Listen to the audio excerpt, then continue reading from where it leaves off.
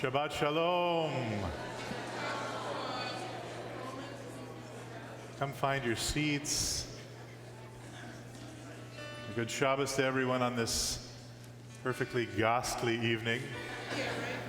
But we've all made the very sound decision to be here in the warmth of our sanctuary, while of course thinking of all the young people who are out there. As I went out today very briefly with my kids, they said, "Well, Dad, what are you going to dress up as?"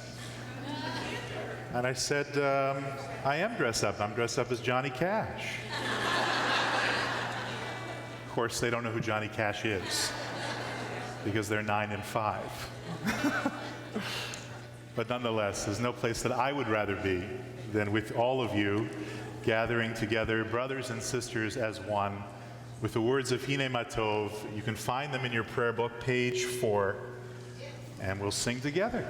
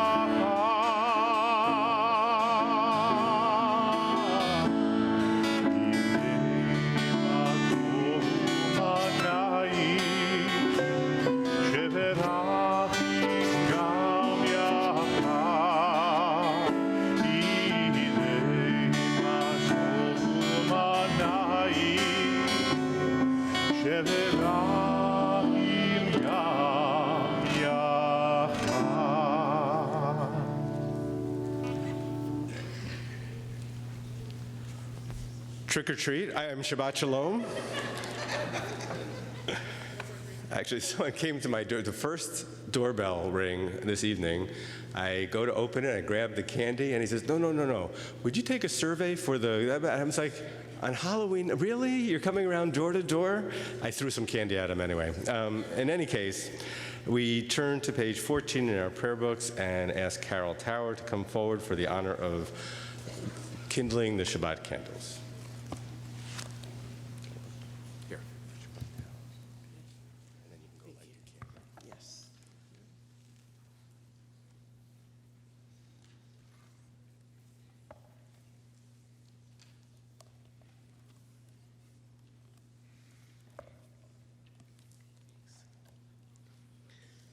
The flickering flames of the Shabbat candles mark this moment as sacred time, a time of warmth as our community joins together in prayer, a time of brightness as our spirits are lifted by the melodies of our people, a time of light as we look toward the future through the eyes of our children. Baruch atah Adonai, Eloheinu melech haolam, asher kidshanu b'mitzvotav, v'tzivanu lahadlik ner shel Shabbat. Blessed are you, Adonai our God, eternal source of the universe, who hallows us with mitzvot and commands us to kindle the lights of Shabbat. Baruch atah Adonai, Eloheinu melech haolam, asher kidshanu b'mitzvotav, v'tzivanu lehadlik ner shel Shabbat.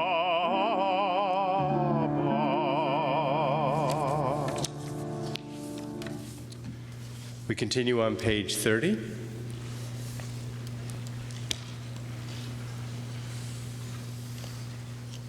We are young, our experiences few. We are older, veterans of life's teachings.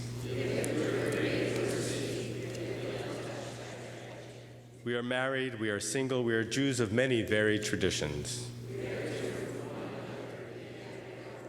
Having traveled many different roads, our separate journeys have led us all to this sacred place in our lives.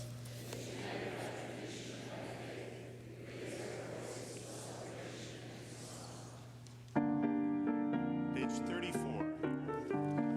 Lecha dodi rikrat kala, b'nei Shabbat nekabela. Lecha dodi rikrat kala, b'nei Shabbat nekabela.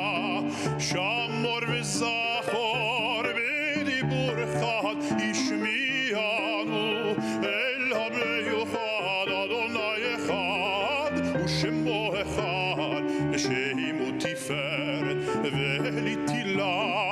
Lecha dodi rikrat kala, b'nei Shabbat nekabela.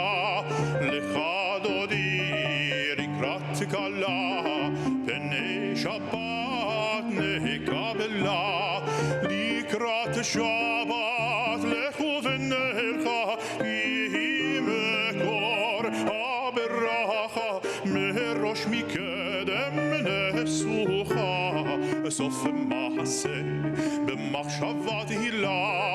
Lecha dodi rikrat kala, b'nei Shabbat nekabela. Lecha dodi rikrat kala, b'nei Shabbat nekabela. Hitoreri, hitoreri, kiva orech, umiori, uri, uri, shir daberi, kivod Adonai, alayich nigla. Lecha dodi rikrat kala, b'nei Shabbat nekabela.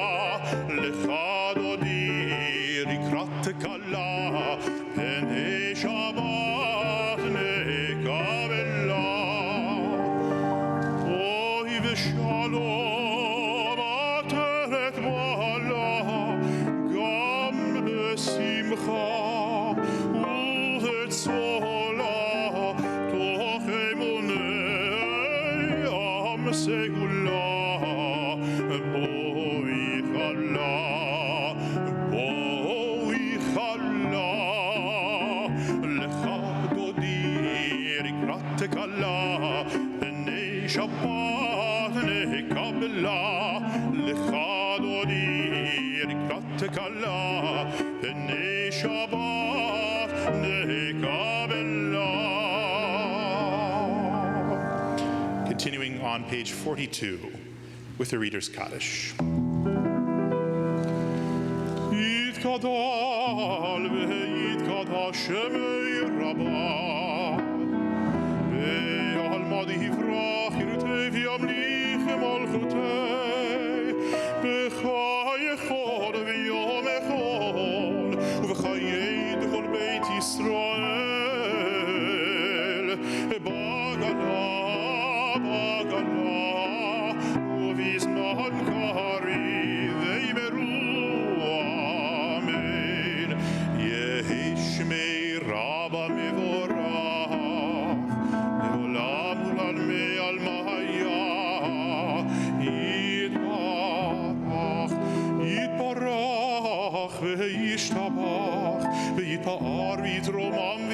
Yaseh, V'yitodar, V'yitaleh, V'yitalal, Shemei dekureshah berichu, Leila min kol birchata, V'shirata,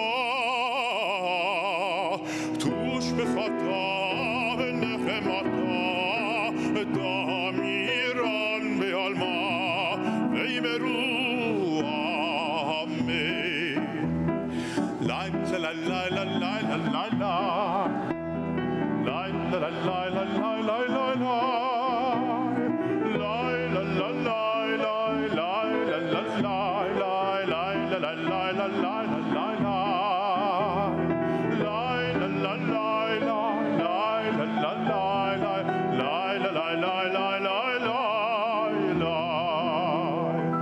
Baruch hu et Adonai.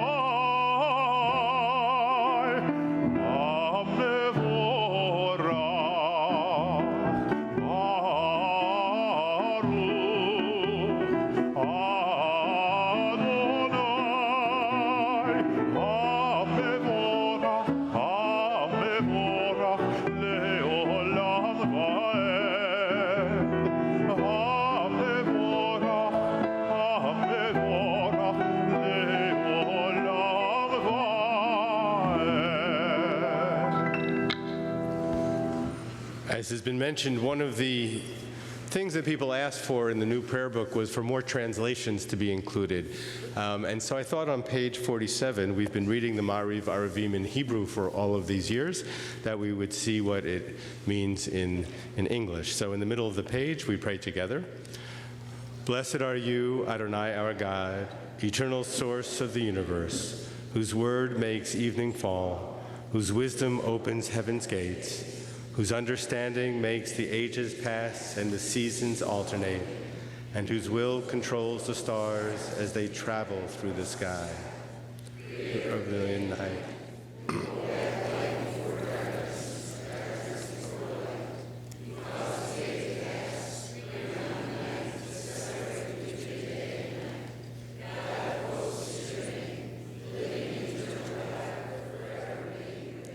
Baruch atah Adonai, Hama'ariv Aravim.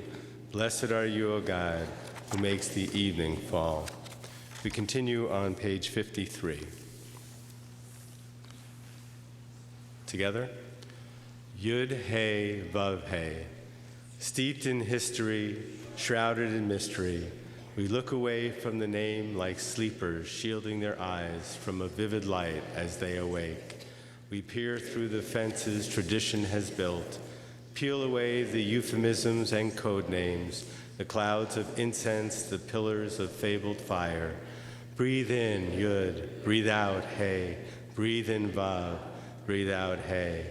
Let that breath, that endless name, infuse our spirits, a breath of God within us, the arrival point of all holy names.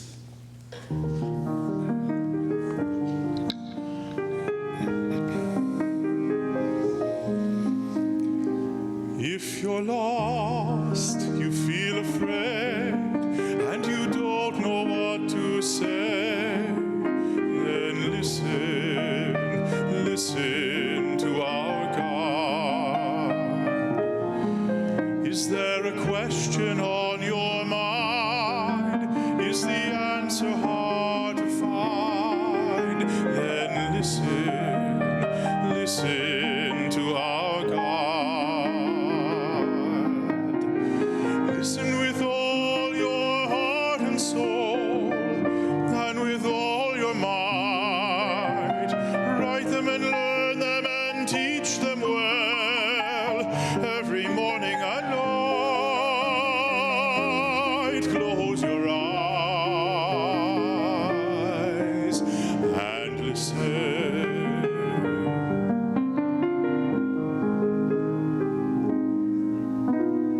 Quiet yourself, there's nothing to say. Stop all the chatter that gets in the way, and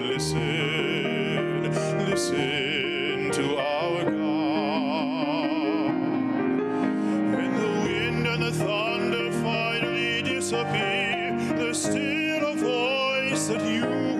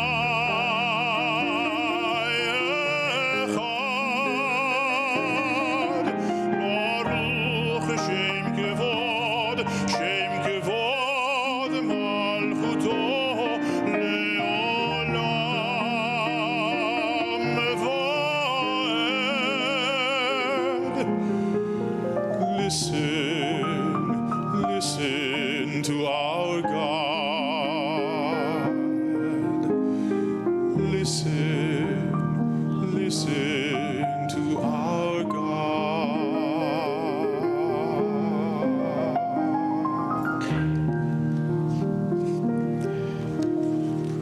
Join together on page 57.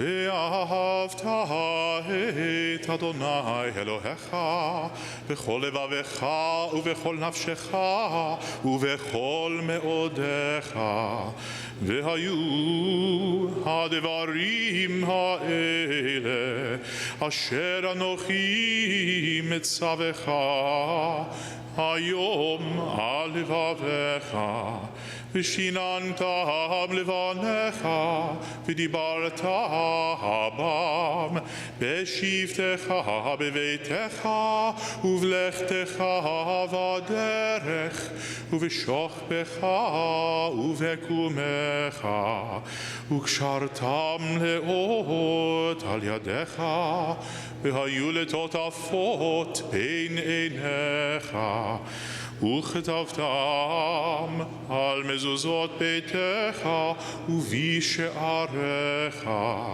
למען תזכרו ועשיתם את כל מצוותי והייתם קדושים לאלוהיכם אני אדוני אלוהיכם אשר הוצאתי אתכם מארץ מצרים להיות לכם לאלוהים אני אדוני אלוהיכם amen. Together at the bottom of page 61.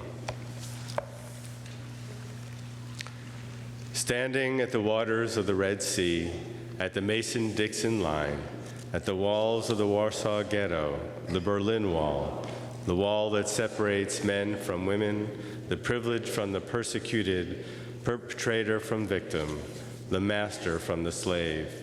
We cry out as did our ancestors in ancient days, let my people go, let all God's people be free, so that we may dance and sing together once again at the shores of the Red Sea.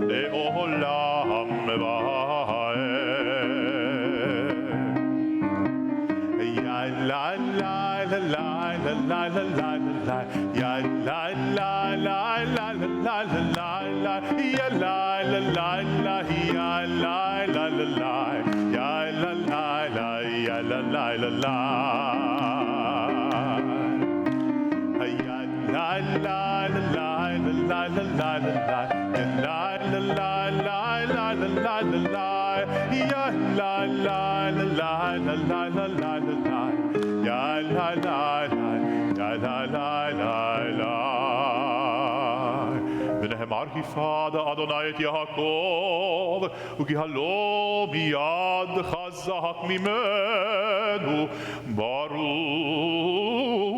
ata Adonai Gaal Yisrael. We turn to page 65. Many of you have asked about how the Torah and tequila class that I taught on Thursday went. Actually, it was lovely. By the third tequila, I was brilliant. I just want you to know. Everyone said so, but I did like my opening because I didn't want to just draw people in with tequila and teach Torah that was unrelated. So I scoured the Torah for some reference to tequila, and I found it. Because when the children of Israel in the desert, they're starving, they receive manna from heaven. And it says in the text that the manna was like coriander. And does anyone know what the other name for coriander might be? Cilantro. And I figure if they had all that cilantro, they must have made guacamole. And if they had all that guacamole, what could they have been drinking but tequila? And that explains historically why it took them 40 years to get to their destination.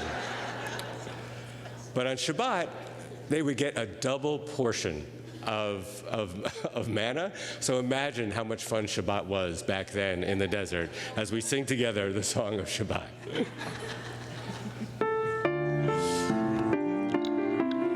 ושמרו בני ישראל את השבת, לעשות את השבת לדורותם ברית עולם. ושמרו בני ישראל את השבת, לעשות את השבת לדורותם ברית עולם.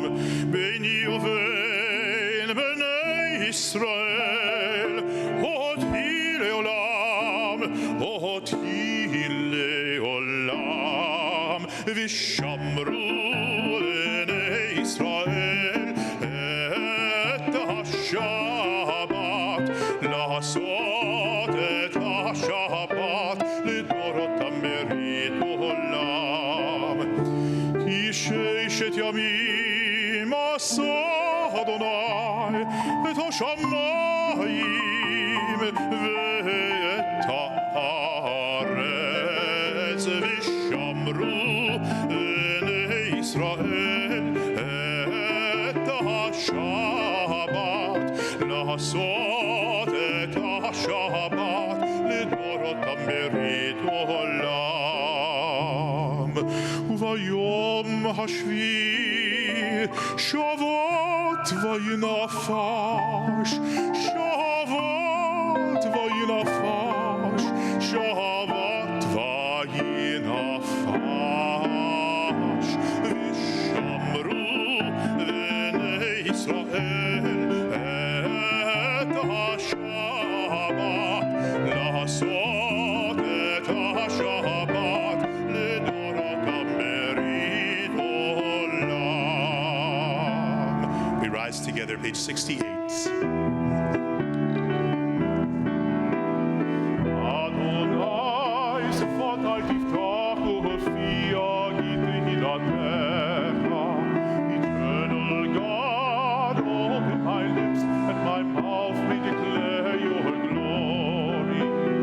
Baruch atah Adonai Eloheinu, Elohei Avotenu ve'imoteinu, Elohei Avraham, Elohei Yitzchak, Elohei Yaakov, Elohei Sarah, Elohei Rivka, Elohei Leah ואלוהי רחל, האל הגדול, הגיבור והנורא,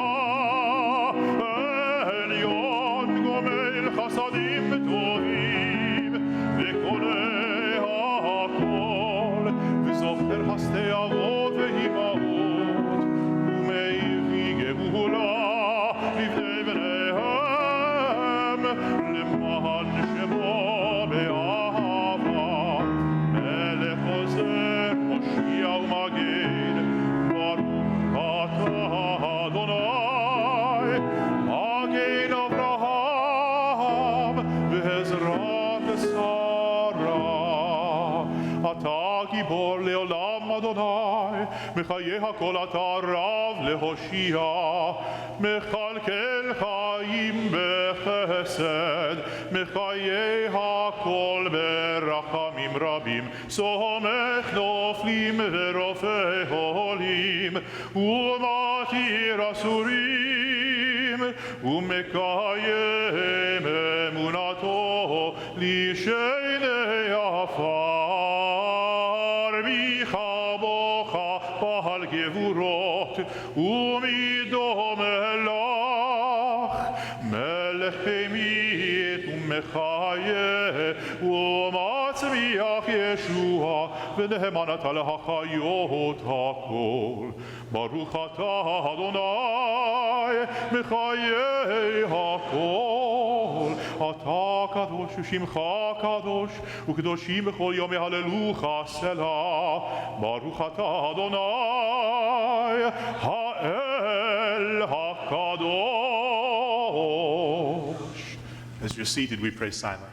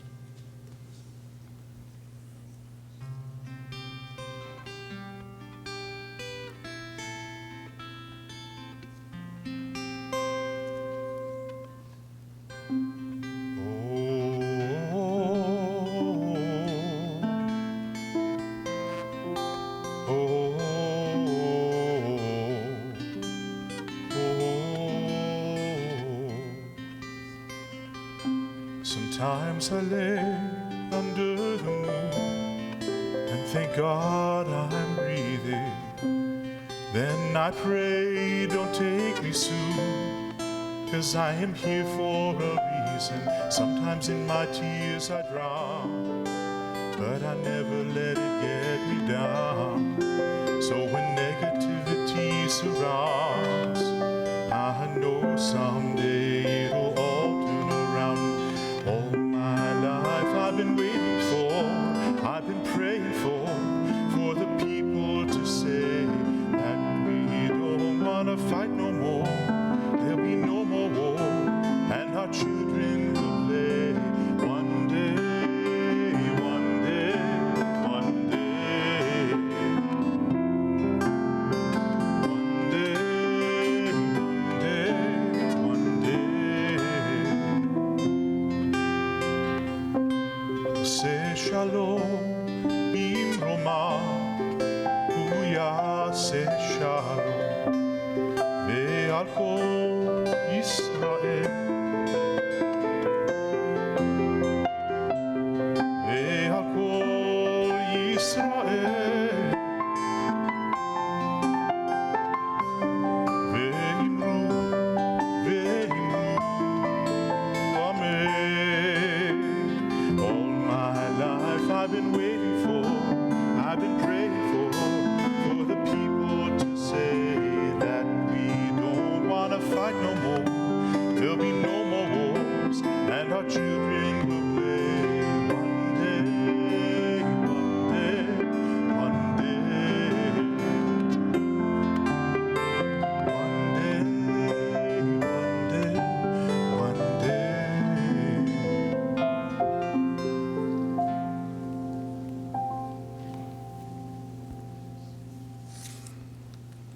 For one night only, Matisyahu is appearing at Temple Israel. That was beautiful. And it actually made me think of something as Neil was singing, because it was about waiting, waiting for the Messiah. And it occurred to me that one of the most difficult parts of the process of dealing with illness, and one that we don't speak about enough, is that period when you're waiting for a diagnosis, for a test to come back from the hospital or from the doctors. And so on this Shabbos, for whomever you're saying your prayers of Misha Beirach, of healing for, I had a special prayer for those who are waiting for news, and pray that it's good news and news of healing. And so on page 83, we sing together.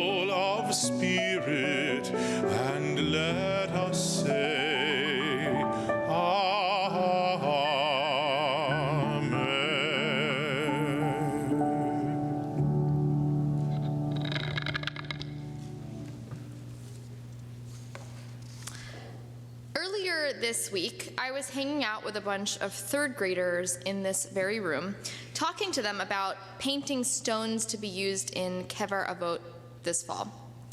And these little kids were having a very adult discussion about death and what it means to be part of a Jewish family, and I asked them about their favorite days of the year. What were those days when they felt the most Jewish with their family and friends? And they started listing them off one by one. Hanukkah, right? Anytime you ask a Jewish third grader what their favorite day is, it's Hanukkah. Passover, their birthdays, Shabbat, Halloween. So I was sure it was mentioned just because it was this week, and so I asked them, what about Halloween made it feel like a special day for you? What about Halloween made it feel Jewish? And the answers were great. They said, my whole family's together. My grandparents come trick-or-treating with us. My whole family, we get to wear matching costumes. We spend the entire day with our friends.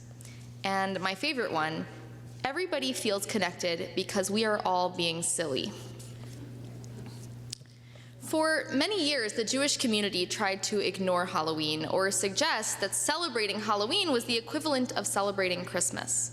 That somehow Halloween was inconsistent with Jewish values and beliefs. After all, Halloween is based on pagan ritual, and anything pagan is necessarily antithetical to Judaism, right? But just a few weeks ago, we joined together in this sanctuary with lulav and etrog to celebrate Sukkot. There is no question that our palm frond rituals are based on older palm frond rituals of pagans and Romans. And if you were to visit a more traditional synagogue tomorrow morning, you might see some folks wearing tefillin, which were a Jewish symbol, a Jewish version of amulets, one of the oldest religious symbols in the world.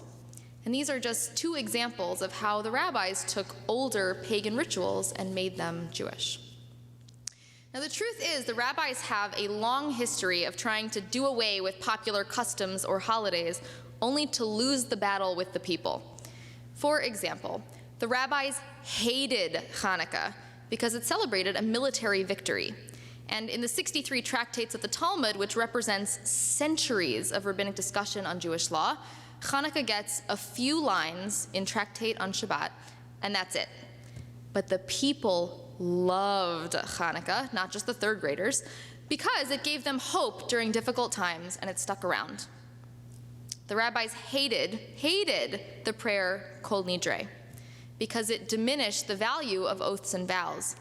But the people loved Kol Nidre because it gave them peace of mind that they might still enter the world to come if they were forced to speak about God due to persecution and torture. And we know, especially here, that Kol Nidre is an indispensable part of the High Holiday liturgy. So the rabbis tried to find a way to infuse these customs and traditions with Jewish values in order to make them palatable. And in other words, many traditions that we assume are strictly Jewish have some link to pagan practices. Only we've forgotten those pagan practices because we have Judaized them and added new layers and layers of meaning. While a lot is made out of Halloween's pagan origins, the truth is that the Halloween celebrated today in America bears little or no resemblance to the harvest festival celebrated by the ancient Celts and Gaels. It has become a secular holiday with two major customs associated with it: dressing up in costume and trick-or-treating. But people get caught up on scary demon, ghost, and ghoul stuff associated with Halloween, things that really don't feel Jewish. And in fact, my husband and I were at a car dealership today, and we heard a little girl saying to one of the dealers, which was thinking about that odd, that she couldn't celebrate Halloween because they were Christians. And the same thing, it was a demon holiday, and so they were going to Chuck E. Cheese instead. But when I was looking into this and reading articles and looking into our history, it seems as if our rabbinic tradition is full of really great, really scary, spooky stories. And in the spirit of the holiday, I wanted to share my favorite with you here tonight. And now this story is the inspiration for a well-known movie, a Halloween-related movie. So I want to see who can guess by the end, and if you get it right, I'll give you a piece of non-Halloween candy.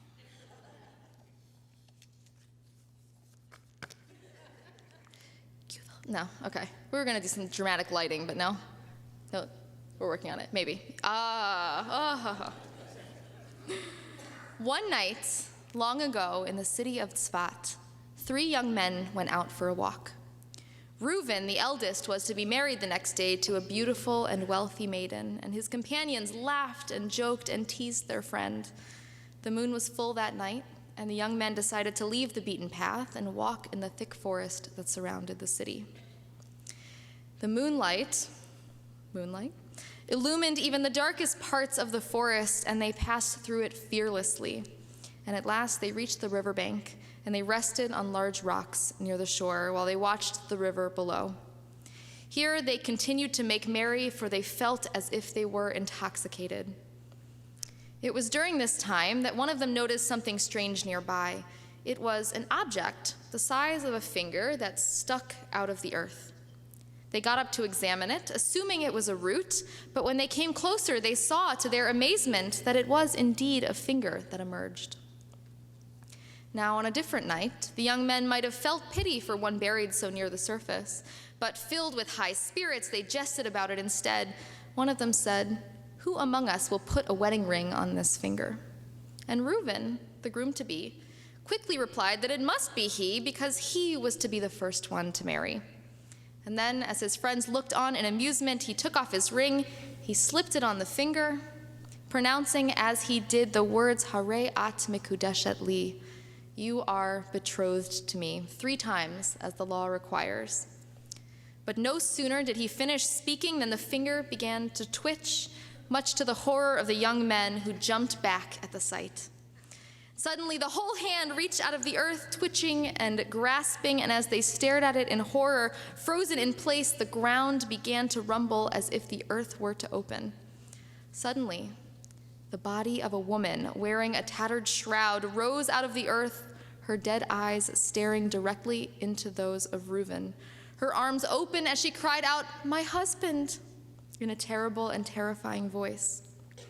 Hearing this, the 3 friends screamed in horror and took to their heels, running through the forest as fast as they could go. But this time, the way was dark, for the moon had slipped behind a cloud. And as they ran, they tore their clothes on thorns and branches. But never did they stop running or even dare to look back until they had reached their homes in the city. For all the time they ran, they heard the unearthly wail of the dead woman close behind. Only when they were safely in their own homes with the doors locked and the windows barred did they dare breathe a sigh of relief and tend to the many cuts they had acquired in their wild dash through the forest. The next morning, the three friends met together, still pale and shaken, and they agreed to keep the horrible events of the night a secret, for they were deeply ashamed of their jest and its terrible consequences. Then Reuben went to the ritual bath to prepare for the wedding and left his friends alone with their thoughts. Now, a great many people had gathered, for Reuben and his bride belonged to two of the most distinguished families in the city. But just as the ceremony was about to begin, a blood-curdling shriek came from the back of the crowd, followed by many other screams, provoking a panic. For there stood the corpse of the woman, wearing only a worm-eaten shroud. Most of the crowd, including the bride and her family and the family of the groom, ran away when they saw her until none were left except for Reuben and the rabbi, who had just been about to pronounce the wedding vows. The rabbi, alone among all of those present, retained his composure. He addressed himself to the corpse and said, "Why is it, woman, that you have left your final resting place and returned to the living?" And the corpse replied in her unearthly voice, "What blemish does the bridegroom find in me that he should want to wed another? For cannot all the world see that he is wed to me?" And she held up her hand, on which the ring of the bridegroom could be seen, with his initials engraved on it. The rabbi turned to the bridegroom, who was crouched in terror behind him, and asked if what the woman said was true.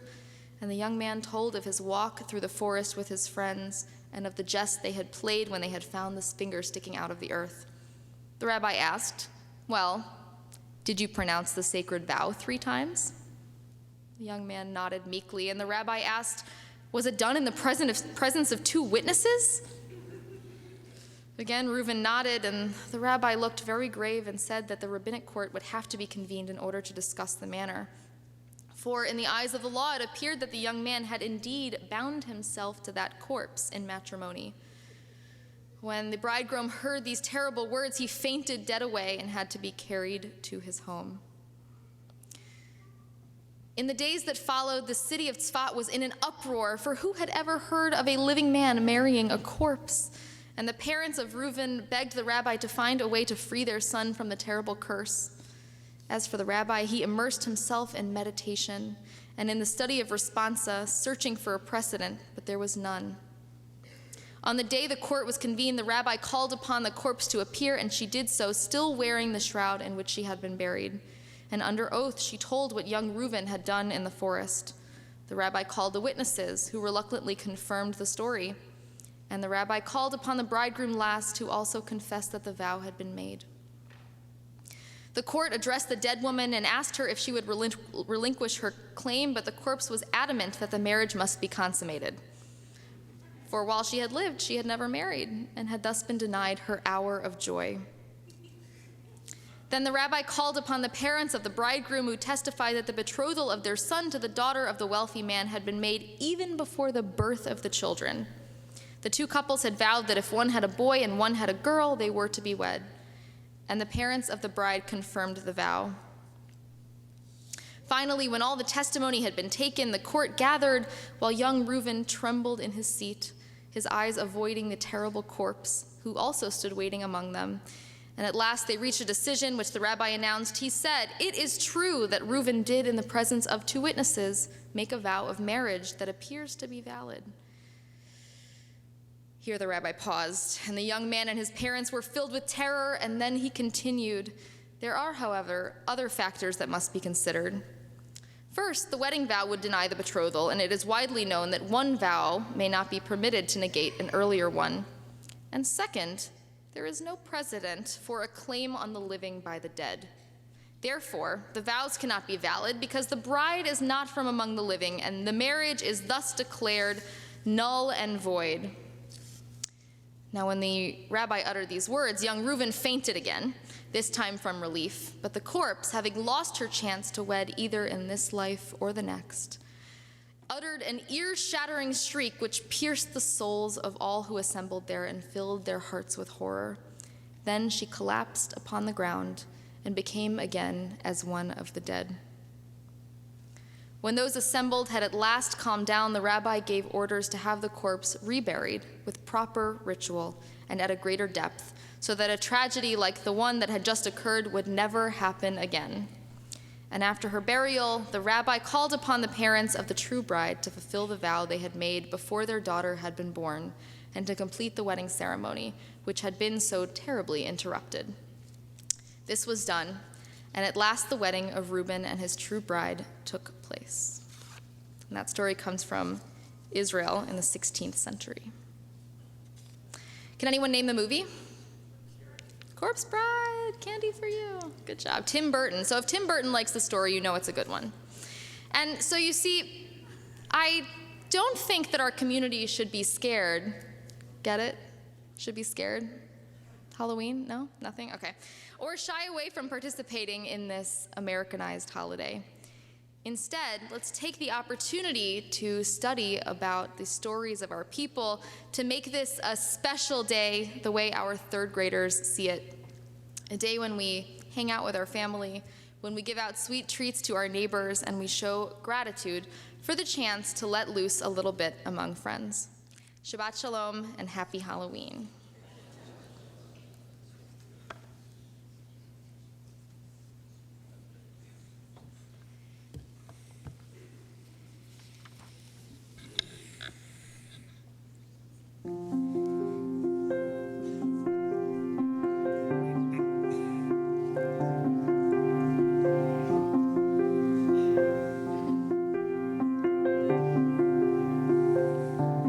The sun's going down, there's fire in the sky, it kindles a flame, close the eyes, draw it into your heart, let it stay, cherish the time when time slows down, when angels sing and peace is found, when the light of God transforms the night. We remember and keep the flame alive. Where there is light, justice grows and flows like a river of wine. All will be safe and free under the shade of the vine, under the shade of the tree. This is how we survive. We remember and keep the flame alive.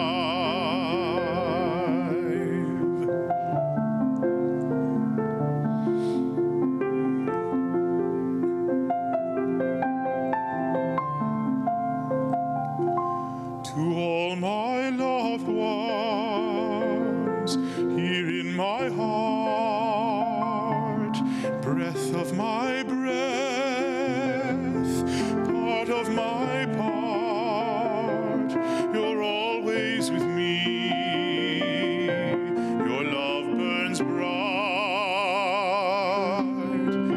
God bless and keep you on this night. Where there is light,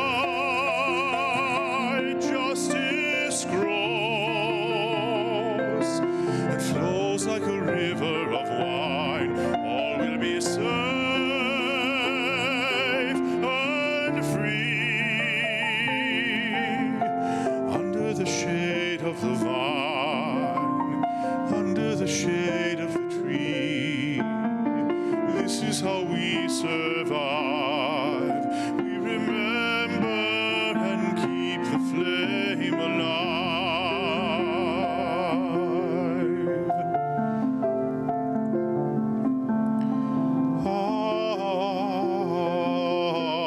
Amen.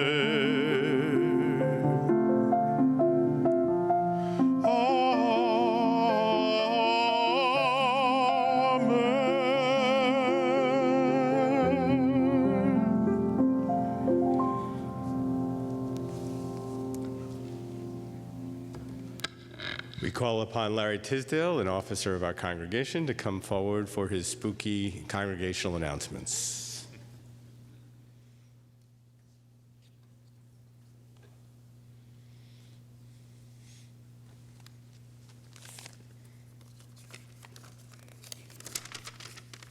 Shabbat Shalom. Sunday, November 9th at 7:30 p.m., the Shmir Concert Series welcomes pianist Kazimierz Brzezowski, world-renowned for his captivating piano performances. Critics praise him for his truly exceptional interpretation of Chopin. He has frequently appeared in concerts in the United States, Japan, and Poland, and has performed as a soloist in the Detroit Symphony Orchestra and other orchestras in the U.S. and Poland. Temple Israel's Goodman Family Judaic Archival Museum is pleased to announce a unique exhibit by campers of Tamarack Camps. Artwork displayed in this exhibit was created entirely by campers and includes glass fusion, woodwork, pottery, pastel painting, stained glass, and photography. We hope you will visit this beautiful display in our museum cases just outside in our Wasserman atrium. Please mark your calendar for Friday, November 14th, for an evening of summer camping. More than 450 children from Temple Israel attended a Jewish summer camp in 2014. At 5:30, there will be a dinner and a chance to meet the counselors from 6 Point Sports and Technology Academy and Camp George. There will be a special service for the group at 6:30 p.m. Be sure to RSVP soon. It's never too early to plan for summer, as we all freeze outside tonight. For further information, to RSVP or to volunteer for any of these programs, check the information table as you leave or call the temple office during regular business hours. Please join us after services for the Oneg and Shabbat greetings. On behalf of the officers and members of the Board of Trustees, let me wish each of you a Shabbat Shalom. I have to tell you, I'm impressed at the turnout. I was driving here thinking there would be very few people. My plan was to invite everyone in the congregation up for candy at the Aleinu, sort of, a little bit of nostalgia for everyone, but there's too many, so you're going to have to settle for kichel and 7-layer cake at the Oneg, but you can indeed rise for the adoration on page 189.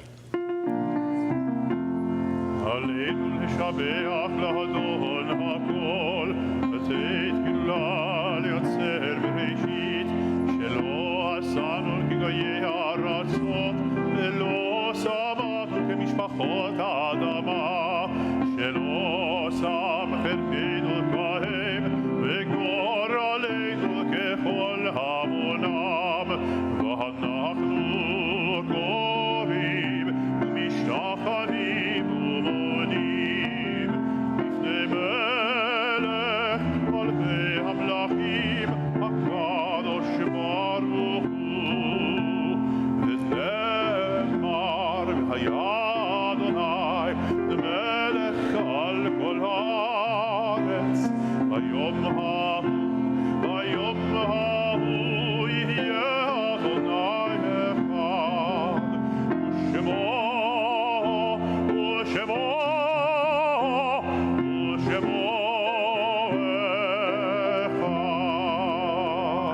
Please remain standing as we turn to page 109. I must tell you, I don't after that story, I'm a little afraid to read the Kaddish tonight, but it is a time for us to remember those who have died and who do live on in our hearts, our minds, and the love that we share with one another. And so we recall those who have died recently: Dr. Sheldon Applefield, Sidney Barbas, Pearl Bellow, Herbert Berger, Luba Bachler, Sidney Gold, Harriet Victor Goldberg, Dr. Edward Gordon, Dr. Peter Haas, Dr. Harvey Halberstadt, David Katz, Stephen Kaufman, Lisa Krieger, Bruce Randy Lesnick, Dr. Kenneth Lipset, Jeanette Magner, Adele Mahler, Bonnie Michelson, Rita Mindell, Harry Moss, Pearl Moss, Gary Nader, Louis Parr, Helene Politzer, Richard Poyle, Melvin Rose, Dorothy Solis, Alvin Schultz, Florence Selman, Skippy Warner, Howard Barron, Ralph Ehrenpress, and Lynn Kirsch, and those whose yahrzeits fall at this time, Shirley Agri, Pearl Blazowski, Dr. Scott Cantor, Harvey Cohn, Sylvia Deutsch, Nathan Cowan, Alvin Gorin, Harold Joshart, Ruth Cass, Frida Katz, Irving Margolis, Harry Michelson, Mark Scott Passman, Jerome Price, Michael Roberts, Ryan Scott Rossman, Dr. Adolph A. Schmier, Ruth Sherman, Evelyn Diane Schwartz, Alexander Zertes, Bernard Tarnow, Louis Weiss, Dr. Jack Zonder, Seema Zonder, Sam Anstandig, Mac Halper, Harold Miller, Norman Golden, Stephen Gottlieb, Mayor Sandler, Dave Mitz, Marcia Seifman, Boris Pickstein, Linda Herbst, Charlotte Engelson, Mildred Novin, Larry Kamen. Tehei Nishmotehem Tzarot B'Tzor Chaim. May their souls be bound up in the bond of eternal love, as on page 199 we remember them with the words of Kaddish. Yitgadal v'yitkadash Shemei Rabbah, v'yalma divrach chirutei v'yamlich malchutei, v'chaye echon v'yom echon v'chayet techol Beit Yisrael, b'agala uv'izman kariv v'yimru amen.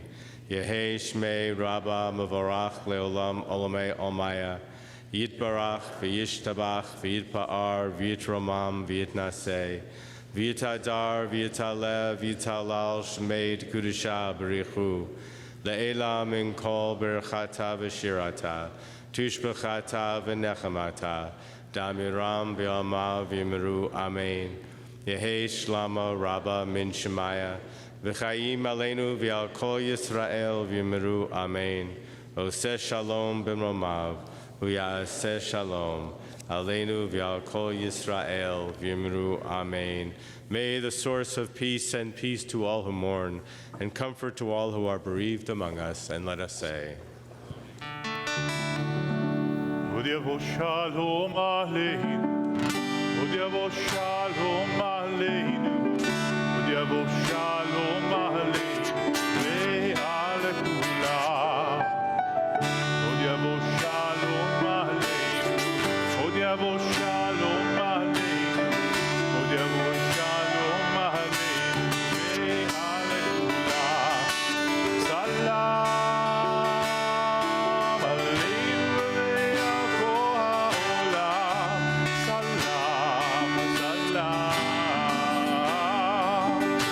Salam,